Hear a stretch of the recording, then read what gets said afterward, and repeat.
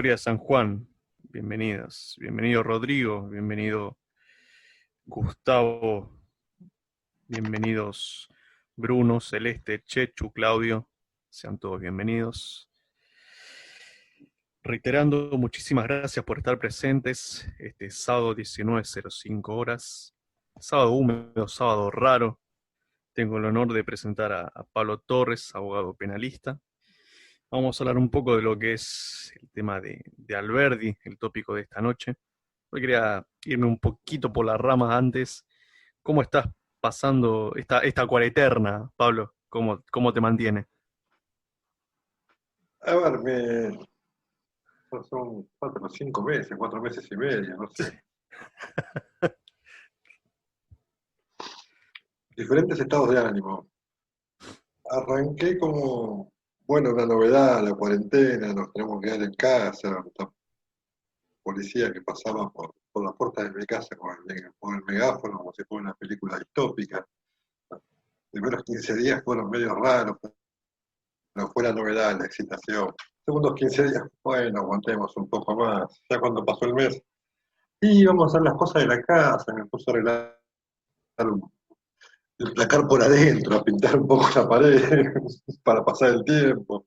Eh, Después me dediqué a leer bastante. Después empecé a escribir un libro, después lo dejé. Después empecé a jugar a la Play para pasar tiempo. O sea, el problema que tenemos los abogados, siempre lo hablo con algunos amigos, es que a diferencia de un peluquero, un psicólogo que puede llegar a atender clandestinamente, nosotros tenemos los tribunales cerrados. Entonces, con Mm. tribunales cerrados, nosotros no tenemos una posibilidad de seguir trabajando, ¿no? Se anula toda posibilidad de seguir trabajando para los que somos abogados litigantes, ¿no? Después hay otros abogados que trabajan en asesoría, que ellos siguen trabajando, porque yo acabo de derecho penal, nadie viene a pedirme asesoramiento sobre el derecho penal. Este, Así que bueno, me, y acá estoy ahora estoy esperando que pase un poco el trabajo, se reactivó porque los tribunales van abriendo muy lentamente y acá estamos leyendo, dando las charlas que queremos dar, después traté de buscar otra vuelta para pasar el tiempo y tratar de no pensar en esto de estar con prisión preventiva, empezar a entrevistar gente por Instagram, hicimos una charla muy linda con el Dipi, que es un cantante de cumbia que es muy piola, tiene Se está haciendo unas muy ideas, popular últimamente. unas ideas, ¿eh? Se está Unas ideas haciendo muy muy popular interesantes. últimamente. Sí, sí, no lo conocía, terminamos, terminamos hablando bastante por WhatsApp, un tipo que la verdad le falta por ahí, es lo que yo digo a veces que hay liberales naturales, hay gente que tiene la libertad en la sangre y que lo percibe sin haber estudiado, y eso por ahí es más meritorio que los que estamos estudiando Alberti o estamos leyendo todo el tiempo sobre Alberti o sobre la libertad o sobre el liberalismo. Y acá estamos ahora esperando que a ver si se terminan de reabrir los juzgados, a ver qué es lo que pasa. Perfecto. Un breve paréntesis. Veo que se conectó el señor Leo Valente, que es ex candidato a Bahía Blanca. Un gusto tenerlo presente entre nosotros. Hablando un poco del tema y para luego entrar directamente en lo que es el tópico, ¿cómo ves el tema de juzgados, Pablo? No tanto acá en provincia, sino a nivel nación. Con la reforma judicial, Sí, ¿a eso te referís? sí, sí. Bueno, o sea, en mi opinión, la reforma judicial consta de varias partes. Primero es la fusión del fuero civil y comercial federal con el fuero contencioso administrativo federal. Y segundo es la fusión ya en la órbita penal del fuero penal federal con el fuero penal económico federal. Estamos uniendo dos fueros para tener mayor cantidad de jueces. Lo que estamos intentando, lo que se está intentando, es diluir el poder de Comodoro Pi.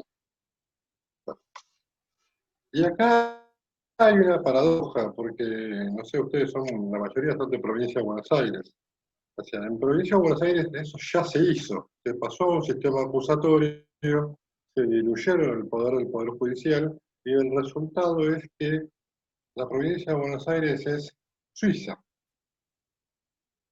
¿A qué me refiero con que es Suiza? Es, ¿conocemos alguna causa de corrupción contra un intendente o contra un gobernador o contra cualquier político de la provincia de Buenos Aires? No, no la hay. Directamente la justicia renunció por carecer de poder y de peso propio y por transar y por muchas otras cosas más, a investigar el poder. O sea, la reforma judicial, yo no estoy diciendo, no estoy defendiendo a Comodoro Pi, pero el Comodoro Pi tiene serios problemas, es un fuero muy controvertido, muy extraño. Yo litigo mucho en Comodoro Pi, pero no causas políticas, sino personas comunes, y es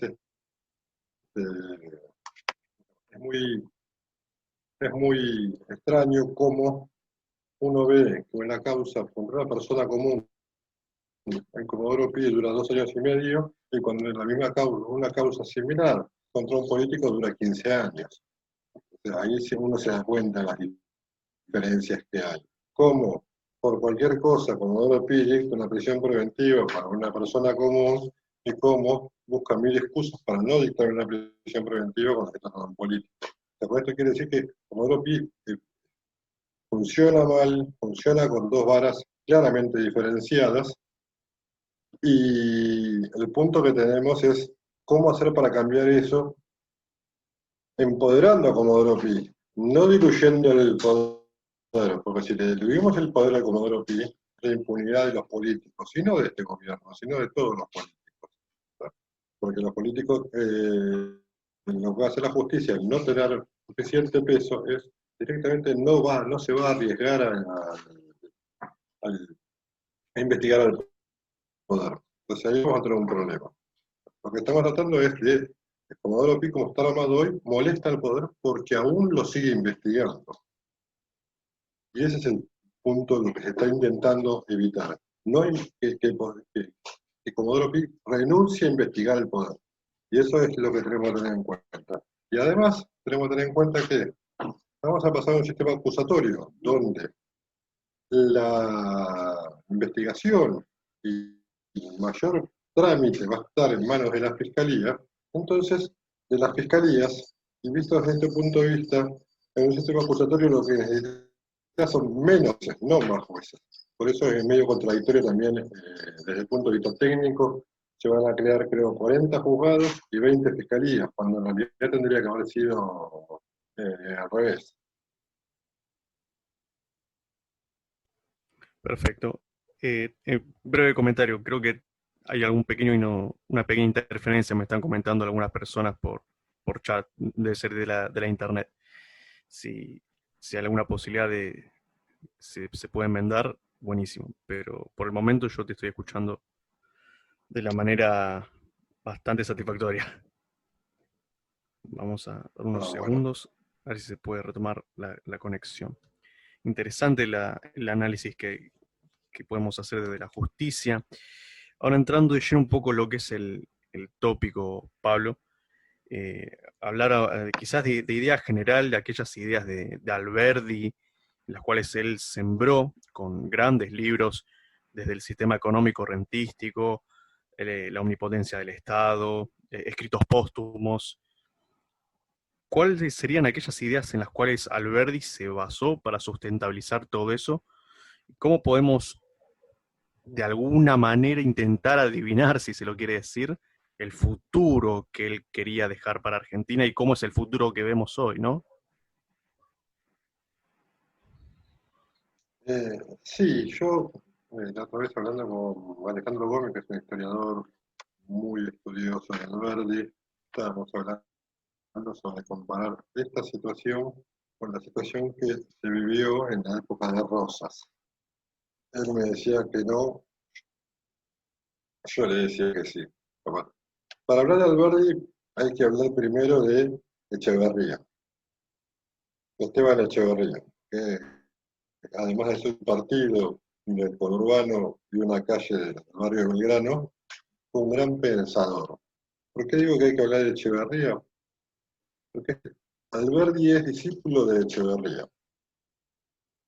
La cuestión es así. Alberdi nace en Tucumán, la madre muere en el parto, él queda al cuidado del padre, nace en 1810, el padre era un comerciante bastante potente de Tucumán, eso lo hace conocer a Belgrano, de hecho cuando Belgrano va a, a Tucumán en su campaña, se aloja en la casa de Alberdi. Después Alberdi crece, un tío le consigue una beca para venir a estudiar el Colegio de Ciencias Morales y Sociales, que no era ni más ni menos que el Nacional Buenos Aires de ahora. Alberdi estudia un par de años allí, sale espantado en Nacional de Buenos Aires, diciendo que son todos unos charlatanes, si les suena, que estaban investigando, que les daban para hacer cualquier cosa, que sus teorías eran inexplicables, que eran los sofistas, y se dedica a es empleado en una casa, en un almacén de ramos generales. Ahí lo conoce a Echeverría y en el colegio lo conoce a Juan María Gutiérrez. Entre los tres empiezan a caminar, según cuenta la leyenda, por las afueras de Buenos Aires, que siempre, cada que lo cuento, digo, imaginémonos las afueras de Buenos Aires en 1837. Las afueras de Buenos Aires en 1837 yo calculo que deberían ser a 9 de julio. Y empiezan a hablar de arte, de literatura, de poesía y de política. De esas charlas sale el salón literario que se hace en la librería de Marcos Sastre, que está ubicado en la cuadra donde hoy está ubicada la FIP, paradójicamente. Eh, Allí se leían textos clases, textos clásicos, Montesquieu, Locke, Hobbes, de distintas producciones que eran bastante difíciles de conseguir, entonces se compartían los libros y se discutían, y eso muta en la Asociación de Mayo. La Asociación de Mayo está comandada por Echeverría, y abajo de Echeverría vienen Alberdi, Juan María Gutiérrez, y después hay toda una serie de personajes en esa asociación de la talla de Sarmiento, de la talla de Mitre, de la talla de Roca, de la talla de Marco Sastre, Estrada, ¿quién más estaba? Eh, y un montón más de calles que nosotros vemos por ahí, dando vueltas, ahora no me viene ningún otro nombre, eran todos jóvenes. Estos jóvenes, ¿qué es lo que hacen? Se ponen a estudiar el país, ven la situación del país y a partir de ahí empiezan a plantear ideas y soluciones. Pero teniendo en cuenta siempre, por eso se llama la Asociación de Mayo, los ideales de Mayo de 1810, que son los ideales de la libertad. O sea, nosotros nos independizamos de la corona española no para ser libres y tener un rey argentino, sino para ser ciudadanos libres. Es algo que termina no sucediendo porque 10 años después de la Revolución de Mayo nos encontrábamos en una tiranía como la de Rosas. Entonces, ellos empiezan a analizar esa cuestión, es decir, ¿por qué si nos independizamos, hicimos toda una revolución y fuimos a las armas para ser libres, 10 años después terminamos más tiranizados que con el rey de España? Esa fue la cuestión que ellos empezaron a dilucidar. Y entonces empezaron a ver qué pasaba a nivel social, qué pasaba a nivel educativo, qué pasaba a nivel artístico, qué pasaba a nivel industrial, qué pasaba a nivel económico. Y ahí es donde aparecen las ideas liberales aplicadas en la Argentina. Ellos sostenían, y esto les va a sonar bien, muy claro, en el dogma socialista que explican, que es si bien el dogma socialista tiene título de comunista, es la primera obra liberal de la Argentina, la obra literaria, donde ellos explican, no usan socialista como socialismo, como usamos, sino era el dogma que tenía que seguir la sociedad. Ellos explican ahí que la revolución de mayo se hizo por una oligarquía o por unas pocas cabezas y que el pueblo no estaba preparado para vivir en libertad. Entonces, lo que había que hacer era educar al pueblo para aprender a vivir en libertad progresivamente. Ellos acuñan la palabra progresismo en el primer escrito cuando yo la vi fue en el dogma socialista, pero con un sentido liberal, de ir progresivamente hacia la libertad. No sé si se entiende. Entonces, a partir de ahí empiezan ellos a estudiar qué tenemos que hacer en economía, qué tenemos que hacer en educación, qué tenemos que hacer en materia de artes. Empiezan a crear todo un movimiento artístico literario de poesías, donde Estrada donde escribe Juan María Gutiérrez, donde escribe el propio Alberdi, un movimiento de música, también escribe Alberdi, también es compositor de piano, orientado hacia el liberalismo, o sea, digamos que ellos estaban dando la batalla cultural.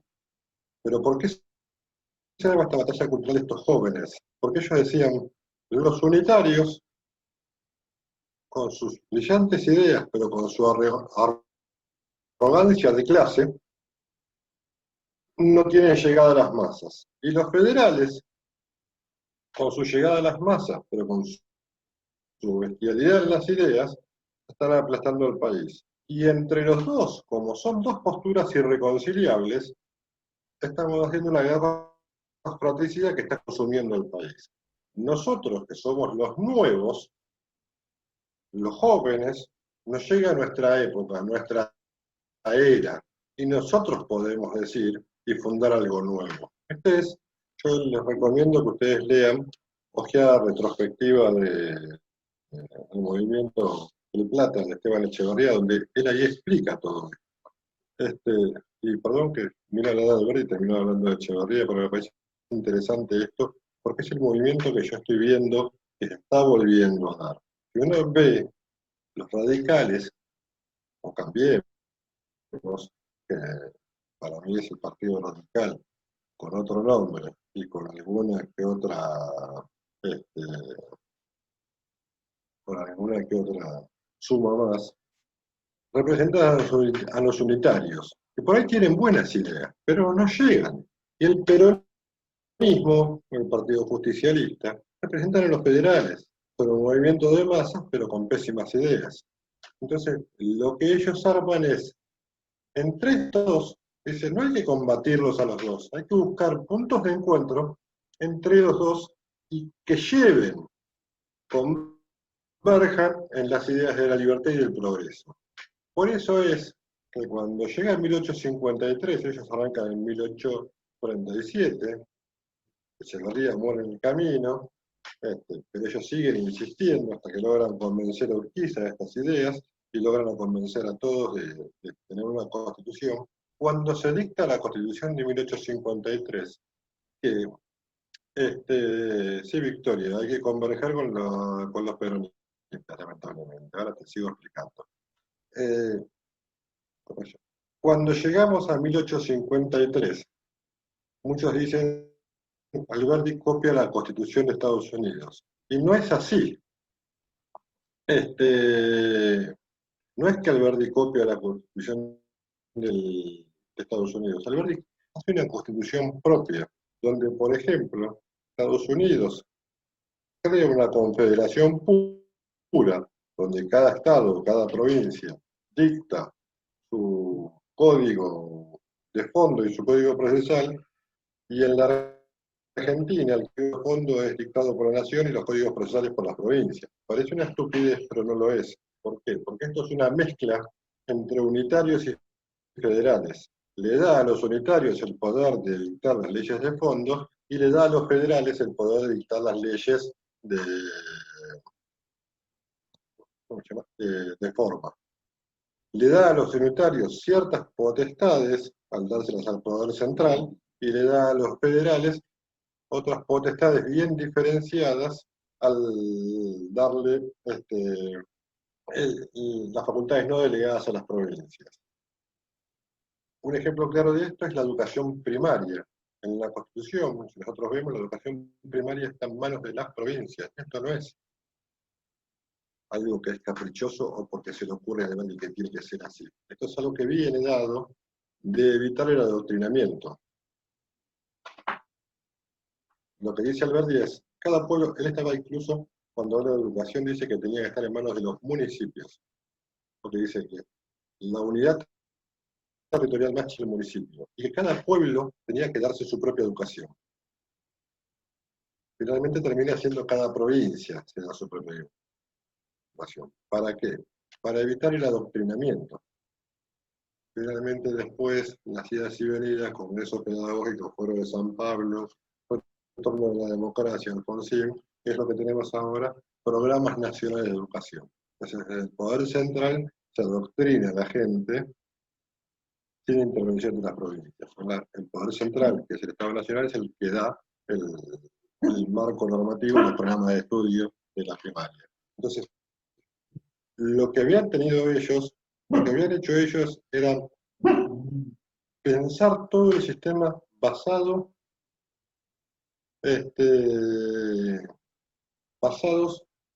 en la libertad individual. Era lo que ellos sostenían. Si quieren, acá hacemos un paralelismo con lo que estamos viviendo en este preciso instante. Ellos van a un sistema de soberanía del pueblo. Las decisiones las toma el pueblo. En contraposición a un sistema donde la soberanía era del rey, porque Dios se la daba al rey, y el rey era el soberano y el pueblo obedecía. Ellos dicen, no señores, adoptan los sistemas contractualistas, la soberanía es de Dios, se la da al pueblo, y el pueblo se la da al rey. Y si el rey se porta mal, el pueblo tiene la facultad de sacarlo a patadas. Esa era más o menos la teoría de la soberanía explicada en criollo, digamos. Si la soberanía es del pueblo, lo que dice Alberti es, soberanía es gobierno, gobierno es poder, gobierno y poder en realidad es libertad.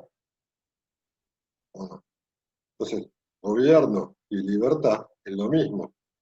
¿Por qué digo que es lo mismo?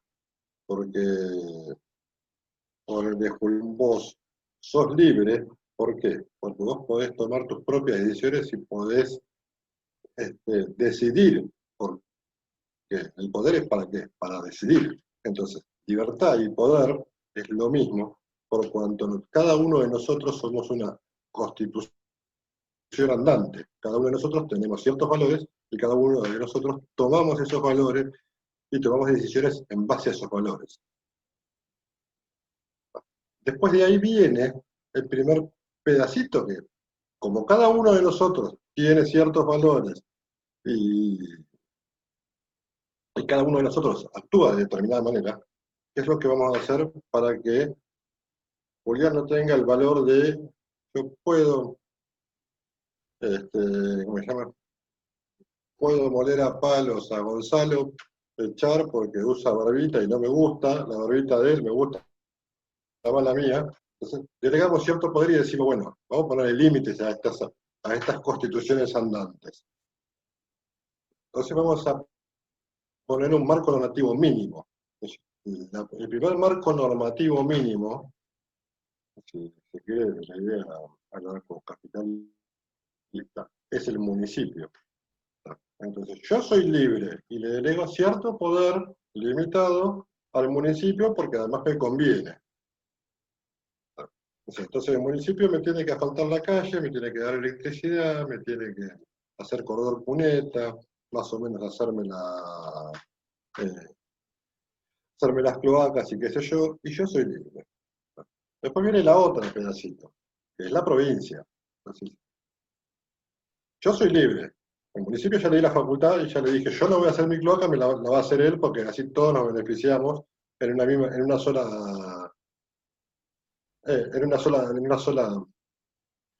sola cloaca comunitaria porque nos conviene. Después viene la otra, que es la provincia. ¿A la provincia qué le voy a delegar? Y a la provincia le voy a decir, voy a delegar la facultad de que le enseñe a los chicos, la facultad de que tenga una policía, de que me dé seguridad, y la facultad de que, a ver, otro ejemplo, de que me dé las rutas que conecten unos pueblos con otros de la provincia, y que me dé la facultad de hacer las leyes locales que hacen, porque cada pueblo es diferente. Yo, por ejemplo, no sé, si quiero hacer una glorieta cultural, que era un proyecto de Fernando Iglesias muy lindo a nivel nacional, una glorieta cultural para que se den clases al aire de cultura al aire libre acá en Buenos Aires pueden andar bien, pero en Tierra del Fuego nadie da clases de cultura al aire libre por la sencilla razón de que se mueren de frío. O en Jujuy nadie da clases de cultura al aire libre por la sencilla razón de que se mueren de calor. Entonces, como cada pueblo tiene climas diferentes y cosas diferentes, la cultura la vamos a dejar en manos de las provincias y vamos a dejar varias cosas en manos de las provincias. Y por última, le voy a delegar otro poder a la nación,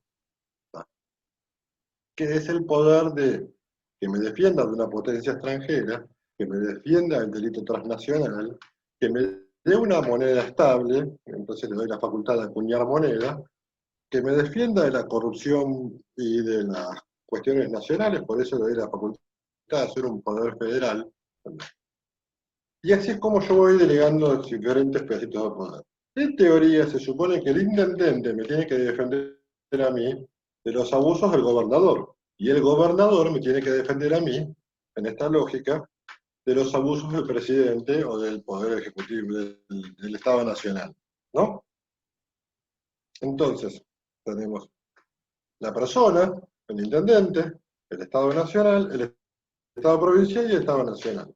En contraposición, porque yo soy soberano, cada uno de nosotros es soberano, nosotros mandamos como pueblo, en contraposición a el sistema monárquico, donde teníamos el rey, que daba las órdenes, el virrey, que las hacía cumplir, y el regente del cabildo, que lo hacía cumplir en cada provincia. Entonces, vamos al sistema de ahora, con este manejo de la pandemia. Si uno lee la Constitución Nacional, Alberdi se cuidó mucho, y los constituyentes se cuidaron mucho, y dijeron, los poderes al poder Estado Nacional son estos. El resto, que no está delegado al poder nacional, queda en poder de las provincias, porque las provincias somos preexistentes. Lo dice el preámbulo. Entonces, cuando uno ve taxativamente qué le delegaron al Estado Nacional, jamás le delegaron ni la salud ni la sanidad. Sin embargo, hoy un presidente por decreto está dictando cuarentenas a todo el país.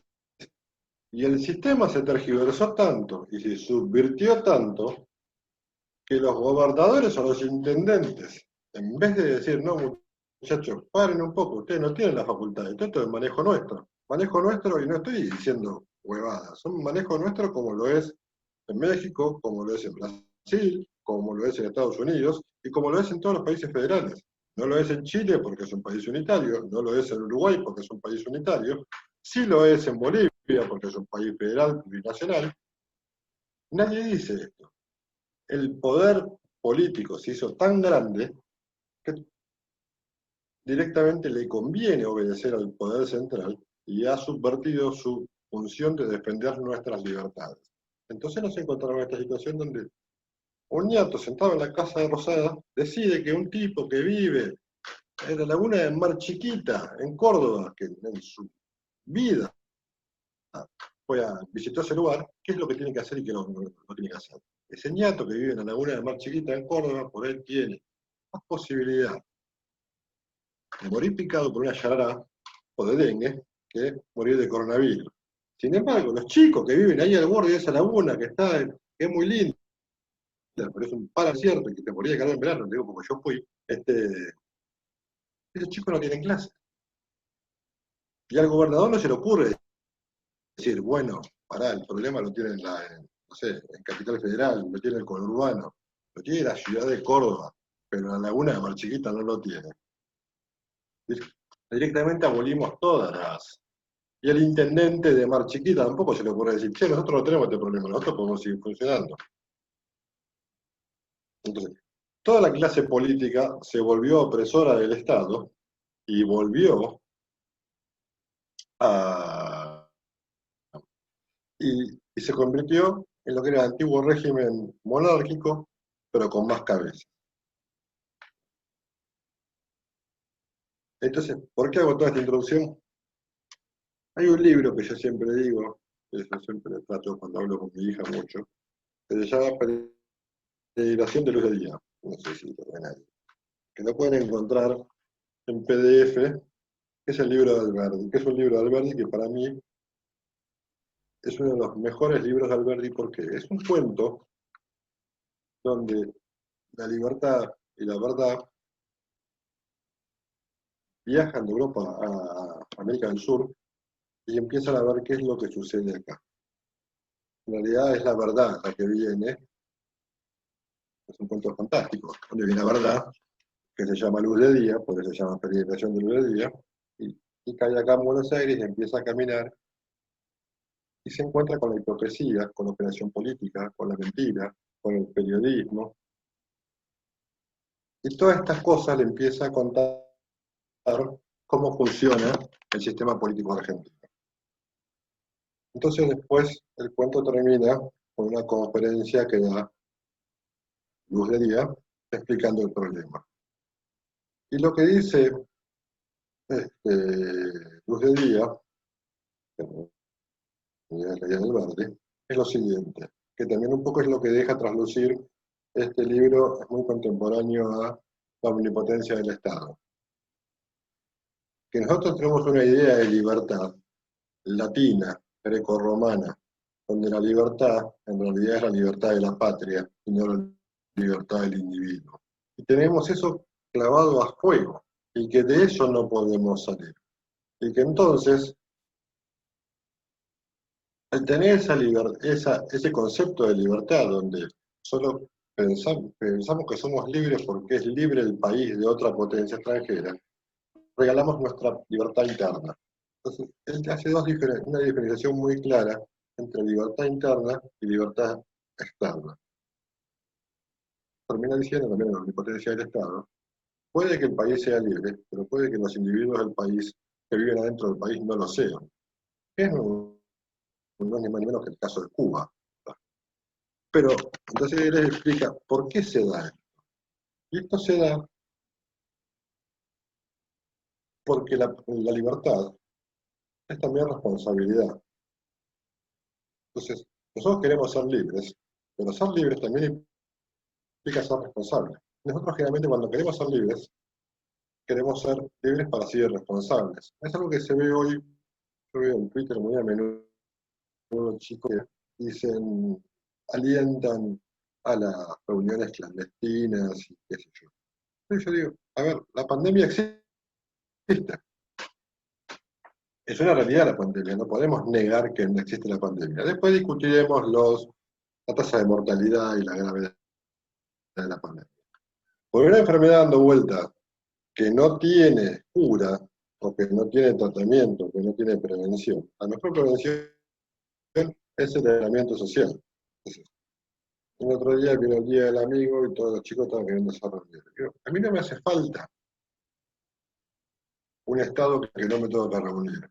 Yo solo sé que tengo un peligro latente. Está bien, yo soy fumador, yo tengo principio de asma, mi mamá y mi papá son más grandes, yo no quiero exponer a nadie, pero digo, yo solo sé, sin que el Estado me lo diga, debo ser responsable y no me tengo que reunir. Y no me pasa nada si no me reúno este Día del Amigo. Siempre reunir el Día del Amigo el año que viene.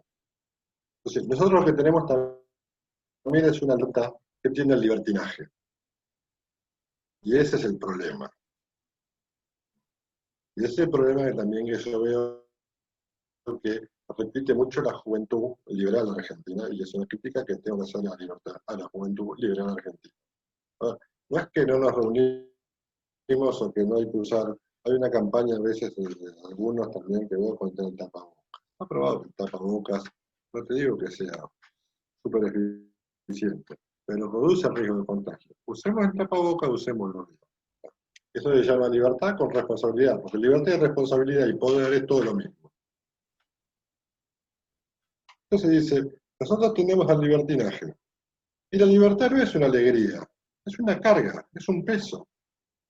Y parte de la libertad consiste de no perder la libertad consiste en controlar día a día ese poder delegado que nosotros le damos al gobierno. Porque si nosotros no controlamos ese poder delegado, de ahí que viene mi manía de publicar siempre en las publicaciones, las compras, los nombramientos y qué sé yo. Gonzalo Echar, que está acá, que es de Pilar, con el cual yo ya me encontré hace principios de año, antes de la cuarentena.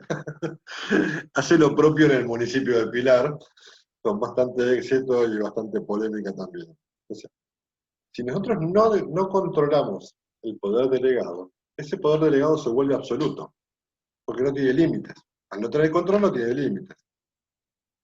Entonces, el problema que tenemos de no controlar el poder delegado es que ese poder se vuelve absoluto. Por eso decía, creo que Franklin, no me acuerdo si Franklin o Jefferson, decía, el precio de la libertad es la eterna vigilancia. Un movimiento republicano y liberal que quiere ser liberal, que quiere vivir en libertad, tiene que aprender también a controlar al gobierno para ponerle frenos al gobierno.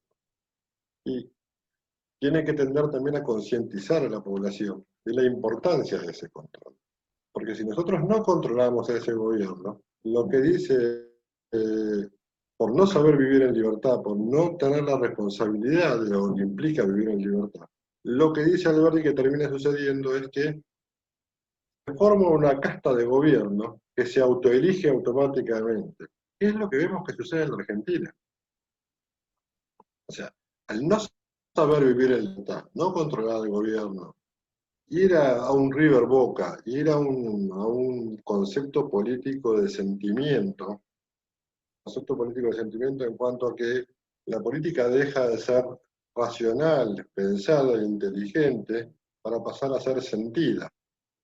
Tanto cambiemos como, como el kirchnerismo, el justicialismo, o las fuerzas políticas imperantes.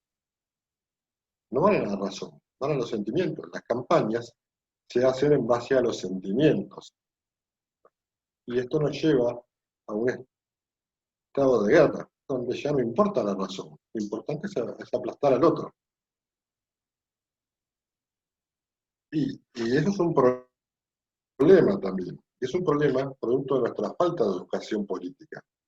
Por eso yo digo que, o sea, a ver, también esta es la idea que tiene Javier Milei.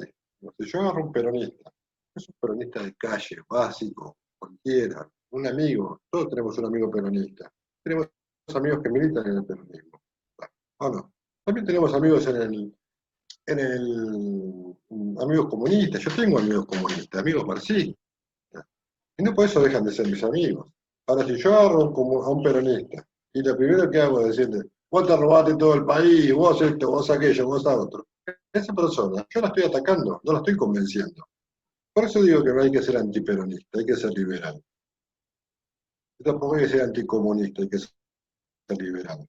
Yo no puedo ir a atacar. Yo el otro día di una charla para el colegio, para el Centro de Estudiantes del Nacional de Buenos Aires, donde debatí con un chico que era del Partido Obrero. Entonces muchos me preguntan, ¿y por qué vas ahí? Porque ahí es a donde tengo que ir. ¿De qué me sirve tener una charla con Gonzalo? Si Gonzalo ya, hablo de Gonzalo porque es el único que conozco, después no sé, a ver, ya tenemos 3 páginas. Hay muchos que conozco, está Magurín también, que lo vi por ahí, Pato Brizuela, que también, ya de él es mi prima, la veo también. El peronista, lo tenemos que convencer, no lo tenemos que atacar. Pero estamos fallando en esa cuestión. El kirchnerista, a ver, Cristina Kirchner es una cosa, Alberto Fernández es otra cosa. El votante de Alberto Fernández no es una persona delincuente, no es un chorro, es una persona equivocada. Y por ahí es equivocada porque no tiene el conocimiento necesario de qué es el liberalismo. A esa persona tenemos que tener bien claro qué atacamos y qué no. A esa persona la tenemos que dar cuenta, llevar la paciencia, explicarle lo que ellos, que en realidad sus líderes lo están cagando.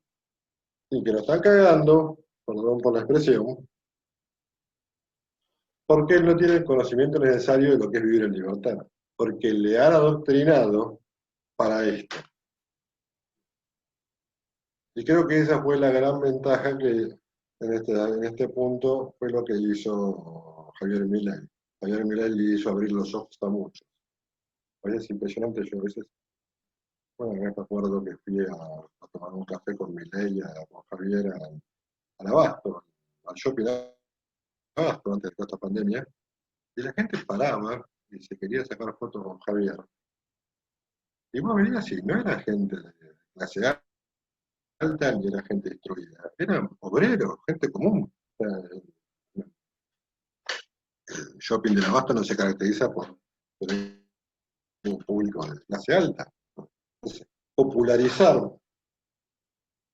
aprender de la Asociación de Mayo a popularizar el liberalismo y a no perder las ideas de los unitarios. No sé si. O sea, ser federales en la comunicación y ser unitarios en las ideas. No unitarios por ser unitarios. Yo soy contra federal, sino en la claridad de ideas, pero tener, o sea, lograr hacer que llegue a las masas. Yo creo que estamos en el camino correcto. Yo formo parte de Unidos, ustedes son del Partido Libertario Republicano, ya no me queda bien claro porque hablo mucho con Spassesi, en algunos lugares donde es el Partido Republicano Libertario, otro es el Libertario, y creo que vamos a confluir generalmente todos, siendo una opción, una suerte de alianza, en en las elecciones del 2021 y me parece muy saludable. Que cada uno, sin perder su identidad política, pueda conformar un frente donde en unas se dirima cómo se, cómo se distribuyen los cargos, me parece que es lo más saludable, pero por sobre todo con la participación de, del militante o con la participación de las bases. Nosotros no podemos ser si queremos hacer un partido político, no podemos ser un partido de cúpula. Eso no lo podemos hacer nunca. ¿Por qué? Porque nosotros somos un público que quiere participar, que le gusta participar. Y yo creo que acá el Partido Libertario en Capital Federal, por lo menos, por ahí falló por exceso de participación, porque la participación nuestra por lo general es muy apasionada. Nuestra interna es muy apasionada. Sí, tenemos que bajar un poquito las pretensiones, todos, incluso los que no forman ningún partido político, pero tienen nuestras ideas, y entender que en política lo ideal es enemigo de lo posible. Vamos a manejar todos y vamos a converger, vamos a, como dice un poco López Murphy, alguna que otra persona que no nos guste va a estar al lado nuestro, y sí, lo importante son las ideas, lo importante es la gente. No sé qué más quieren que les diga. Porque hablé de todo un poco. Está bien, Pablo, muchísimas gracias. Algunas preguntas te voy a leer y otras Dale. preguntas preparé para hacerte. Y desde ya sí, obviamente el liberalismo, y más ahora en Argentina, con este contexto incluso, tenemos que bajar un poco la vara y ser más pragmáticos y no tanto ideológicos. Yo creo que es una apuesta en común y es algo que debemos tener en claro. Luego el tema de diferencias, el juego de la democracia sabe resolverlo bastante bien, que son las pequeñas minutas que tenemos que poner luego en manifiesto, pero hay que dejar en claro obviamente los objetivos en común, que es verdaderamente lo que hoy prima, por lo menos. Quería hacer una cita de la omnipotencia del Estado, la realidad de los países que se gobiernan, que se educan, que se enriquecen, es por la de sus particulares y no la de sus gobiernos.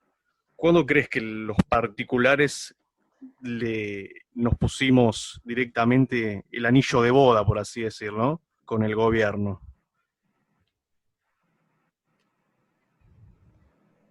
No hay un momento exacto. Yo creo que es una cuestión que se dio por ahí producto el soberano éxito de la generación del 80 nos hizo creer que, pues esto es un análisis histórico particular mío, el éxito de la generación del 80 por ahí le hizo creer a la gente, a esos liberales de aquella época, que la batalla cultural ya estaba ganada.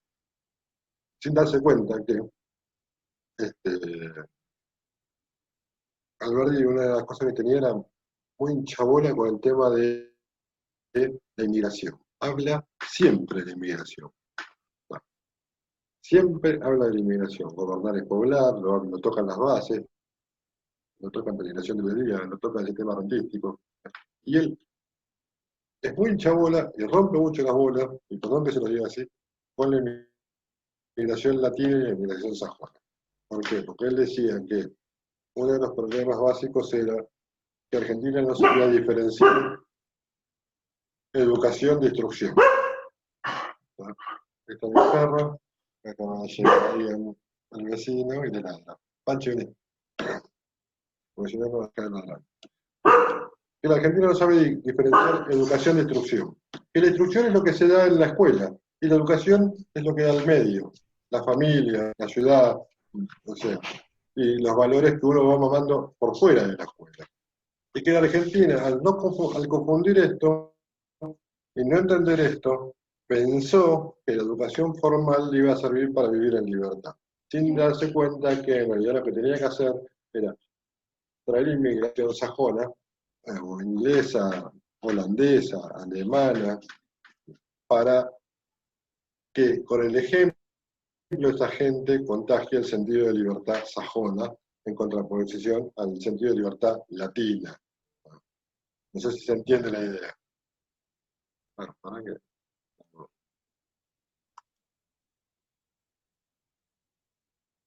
Perdón, porque tenía abierto el web en cosas, entonces van a empezar a escuchar. No hay problema, no hay problema. No era la idea. Entonces yo creo que, volviendo al punto, que esto se dejó de lado, la generación del 80 pensó que había triunfado sin advertir que estaba recibiendo una oleada de italianos, españoles y no sé cuántos más de carácter anarquista. Porque el problema, el germen, no se da con Perón como muchos piensan. El problema se da en mucho antes.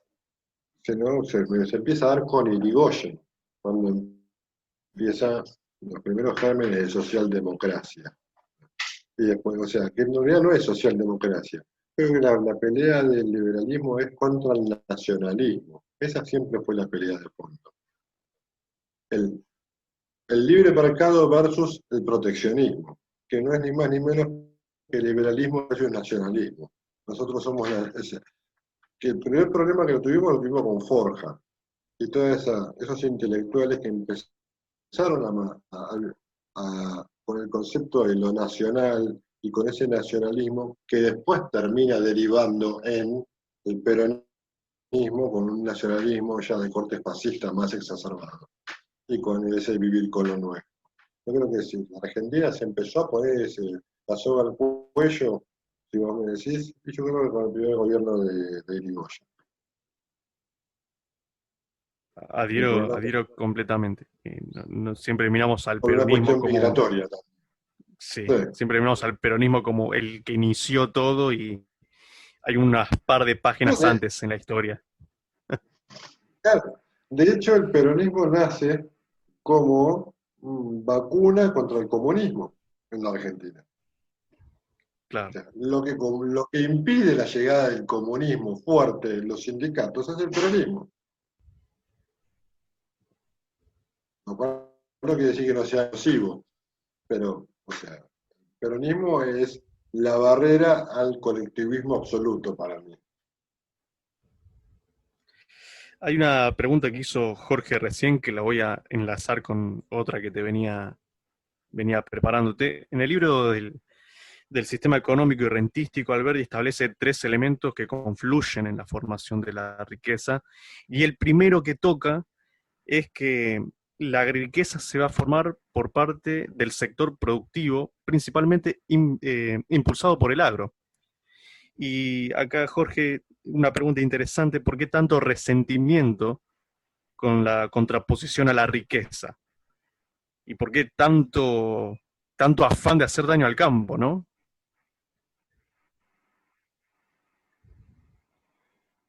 Eh, Tanto afán de los gobiernos de hacer daño al campo.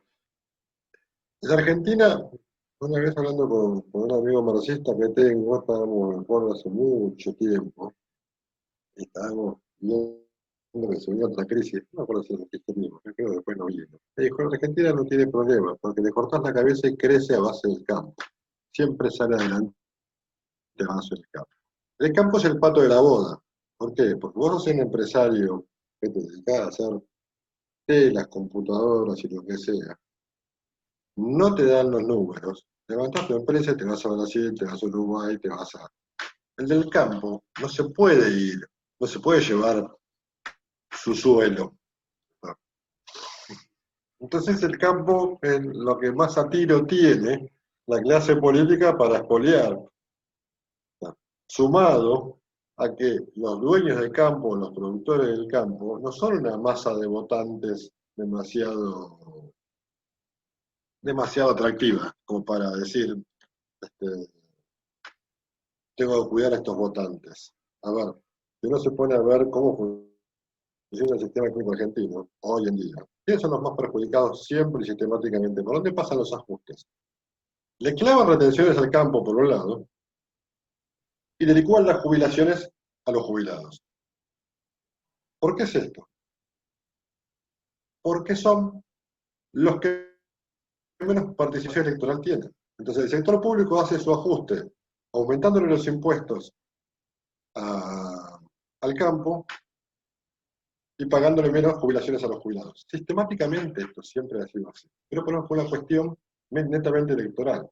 A veces a mí me da risa cuando dicen, pero el campo terminó dando al kirchnerismo. No, Dolores debe tener 300 tipos que se dedican al campo y 5.000 que son empleados municipales. Entonces, claro, el Dolores va a ganar el kirchnerismo. Por poner un ejemplo, qué sé yo. No van a ganar las ideas de la libertad. Y ese es otro problema que tenemos, ¿no? 50% de la población argentina, o creo que ahora es más, viviendo el sector productivo, tenemos un problema porque el sector productivo deja de ser atractivo en términos electorales. Yo creo que el odio no es no hay un odio al campo, hay un cálculo deliberado electoral y un tipo que está preso porque no se puede llevar la tierra.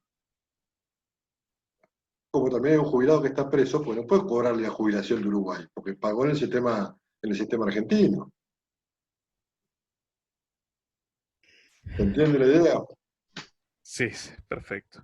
Para para ir cerrando, Pablo, eh, quería preguntarte a alguien ajeno a la figura de Alberdi, si desea indagar un poco más en su biografía, en su filosofía, ¿qué libro le puedes recomendar? Y a alguien que ya esté quizás un poco más también adentrado, ¿qué otro libro le recomendás? A ver, hay un libro muy interesante de Jorge Mayer, que escribió bastante sobre Alberdi, que se llama Alberdi y el pensamiento vivo, que yo a veces cuando hago streaming con un juego de la Play, lo que hago es, de lo que se trata el libro es de un montón de citas de Alberdi, para tener escalonado el pensamiento de Alberdi en todas las citas más interesantes de Alberdi. Es difícil de conseguir, yo lo conseguí en una librería de usados, pero bueno, está interesante. De la obra de Alberdi recomiendo siempre Sistema Económico Rentístico, Bases, Alineación de Teoría, Omnipotencia del Estado, creo que son 4 obras para tener en cuenta interesantes. Y también, si quieren, podemos agregar El Gigante de Amapolas, que es una obra de teatro que escribió Alberdi, que está muy interesante, donde habla de por qué las revoluciones hacen los pueblos y no los líderes, y cómo es la mentira que funciona. O sea, en realidad el gigante Amapolas era el gigante Rosas, pero como no podía nombrar a Rosas, le pone Amapolas, por eso es el gigante Amapolas. Es una obra de teatro escrita en contra de Rosas. Pero para salvar su cabeza, le puso el gigante Amapolas.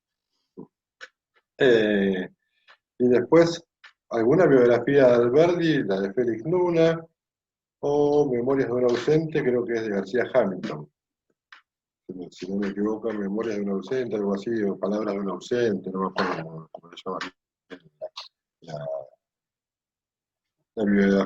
la biografía de Alberdi, creo que es la mejor.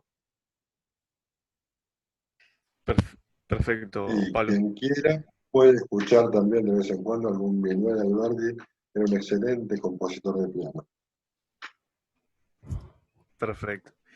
Bueno, Pablo, desde ya muchísimas gracias. Gracias a todos los que estuvieron esta noche presentes, a las autoridades del Libertario, desde Luciano, Jorge, Nancy, al señor Valente. Gracias a vos, por supuesto, por tomarte estas horas con nosotros. Desde ya muchísimas gracias. ¿Algún saludo en particular? Todo tuyo este cierre. Son 5 por 9, 45, que tenemos 50 personas. Llegamos a las 50 y... No, 41 participantes. Llegamos a las 53, 54 personas más o menos. Sí, sí. 53, 54 personas, bueno. La verdad que un sábado a las 7 de la tarde que haya 53 personas escuchándome es un gran avance. Uno que viene del liberalismo hace tiempo, o sea, hace 4, 5, 6, 7 años atrás, íbamos a la charla y éramos siempre los mismos. Ahora ya puedo conocer a Gonzalo, puedo conocer a Paulín, a Pato, puedo conocer a algunos que veo ahí, pero hay mucha gente desconocida y eso me alegra. Y gracias por escucharme, espero que les haya interesado. Un saludo a Paulín, que siempre me ve cuando juego en la Play, que es otro vicio que tengo. No, hacemos, o sea, yo juego al Call of Duty, lo transmitimos por Twitch, mientras hablamos de política y de liberalismo, y salen unas cosas muy interesantes. Por eso tengo público de diferentes lugares. Sí, en esas charlas, ¿no? En esas charlas, si es de algún tipo de historia, se fijan en los detalles, si son verdaderos o no, también las armas, las municiones. Claro. Sí. Nota de paz. Sí. Todo sea por la batalla cultural. Un saludo a Gonzalo, que ya me va a convidar una bondiola y unos salames que hacen muy ricos. Pato, que siempre me tira piedras, pero yo la quiero. No sé si todavía sigue estando ahí. No, nada, y muchas gracias por escucharnos. Muchas gracias por escuchar. Y lean, mi consejo siempre es, traten de leer autores argentinos. Porque los autores argentinos son los que tratan los problemas argentinos. Uno puede leer Rothbard, que es muy, muy lindo. Uno puede leer a Rand, que también es muy interesante de la teoría. Pero los autores argentinos son los que dan con la tecla en los problemas argentinos y en las soluciones argentinas.